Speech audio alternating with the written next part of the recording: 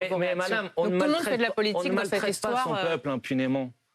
Quand on sème du passage en force, du mépris, de l'arrogance C'est les vis-à-vis stigmates de la réforme des population, retraites, eh pour ben, au vous, bout c'est d'un une moment, colère qui est toujours là et qu'il avait peut-être pensé c'est une colère qui est toujours estomper. là. C'est une colère qui est là depuis des années et des années, et sur laquelle la réforme des retraites est venue infliger une blessure supplémentaire qui ne guérira pas comme ça. Et ça n'humilie pas le pays quand on voit sur toutes les chaînes dans le monde entier un président de la République qui est hué. Est-ce qu'au fond, c'est pas davantage une humiliation pour la France plutôt que pour le président de la République dont vous félicitez? Et si vous voulez que je vous dise ce qui a humilié le pays dans cette dernière période, c'est par exemple quand l'ONU a pointé la stratégie de maintien de l'ordre de la France et a dit qu'elle n'était pas une stratégie de maintien de l'ordre convenable. Ça humilie le pays. Quand l'ensemble des observateurs internationaux remettent en cause la manière avec laquelle le débat démocratique a été organisé dans ce pays au moment de la réforme des retraites, ça humilie le pays.